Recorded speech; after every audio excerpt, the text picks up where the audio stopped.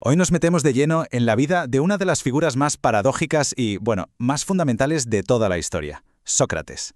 Un hombre que, increíblemente, cambió el mundo para siempre sin haber escrito ni una sola palabra. Y esta pregunta, ojo, no es solo para empezar, es que es el centro, el corazón del legado de un hombre cuya única herramienta era interrogar y su único campo de batalla, la mente de las personas. Vamos a ver cómo lo consiguió. Paremos un momento a pensar en esto.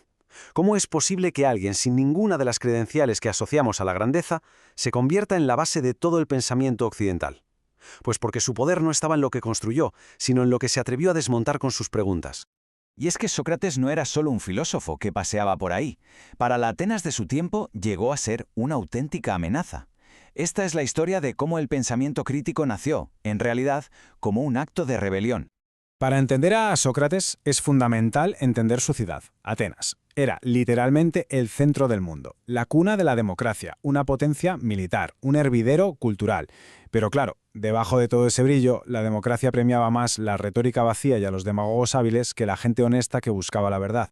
Y en ese escenario se estaba librando una batalla intelectual clave. Por un lado estaban los sofistas, que eran unos maestros que enseñaban a ganar discusiones a cualquier precio. Y por otro, Sócrates, que no buscaba ganar, sino entender. Para él la verdad importaba infinitamente más que la victoria. Pero ¿cómo un hombre de lo más común se embarca en una misión tan gigantesca? Pues todo empieza con un mensaje divino que él, en lugar de aceptar, se propuso desmentir. Su origen lo es todo. Su padre era escultor y su madre comadrona. De hecho, Sócrates diría más tarde que él no enseñaba nada, sino que, como su madre, que pasada, ayudaba a otros a dar a luz sus propias ideas. No venía de la élite, así que les miraba de frente, sin complejos. La escena es para verla. El oráculo más respetado de toda Grecia suelta esta proclamación. Sócrates, en lugar de enorgullecerse, se queda perplejo. O sea, no se lo cree, y decide investigar, iniciando así su viaje filosófico por las calles de Atenas, buscando a alguien que fuera más sabio que él. Y aquí es donde llega su famosa revelación. Después de interrogar a políticos, a poetas, a artesanos, se da cuenta de que todos creen saber muchísimo, pero en realidad no pueden justificar sus creencias. Y ahí, justo ahí, entendió lo que decía el oráculo. Él era el más sabio, sí, pero precisamente porque era el único que reconocía su propia ignorancia. Su método, su arma, era un proceso en 3 pasos. Primero, la ironía. Yo no sé nada, por favor, explícamelo tú. Segundo, la mayéutica, el arte de la comadrona. A base de preguntas sacaba las ideas del otro. Y finalmente, la aporía, ese momento incómodo en que la otra persona se daba cuenta de que todo su supuesto saber estaba lleno de contradicciones. Claro, este método, pues no le hizo ganar muchos amigos en las altas esferas. De hecho, ese simple ejercicio intelectual pronto se iba a convertir en una ofensa que se pagaba con la vida. Era peligroso por 3 motivos que eran intolerables para el poder. Primero, dejaba en evidencia la ignorancia de los que se creían sabios. Segundo, animaba a los jóvenes a no aceptar la autoridad sin más. Y tercero, y esto es clave, no ofrecía dogmas ni respuestas fáciles. Solo enseñaba a dudar.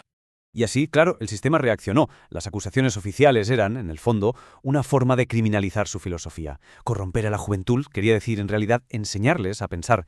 No creer en los dioses significaba cuestionar las tradiciones. La democracia ateniense se disponía a juzgar a su mayor crítico.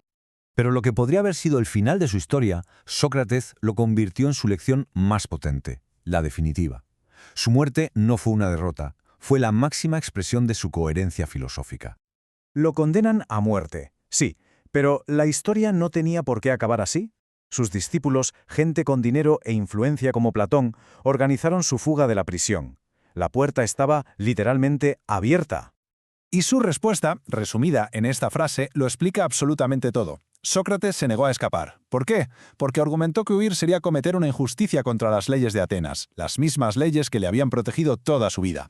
Traicionar sus principios para salvarse habría invalidado toda su filosofía. Y aquí está la gran paradoja final, la más increíble de todas. Al morir, Sócrates se hizo inmortal.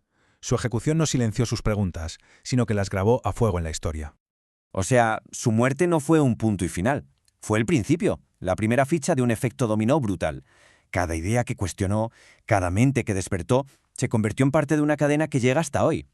Es que la línea de influencia es directa, es clarísima. Sócrates enseña a Platón. Platón funda la academia y escribe sobre su maestro. Platón enseña a Aristóteles, que acaba siendo el tutor de Alejandro Magno.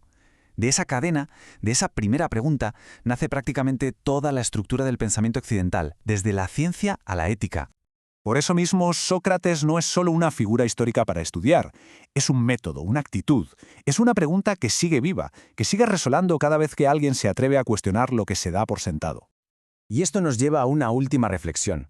El legado de Sócrates es una invitación a examinarnos, a pensar en esa creencia, esa tradición o esa orden que aceptamos sin más. Porque la verdadera sabiduría, como él demostró, no empieza con una respuesta, sino con el valor de hacerse esa pregunta incómoda.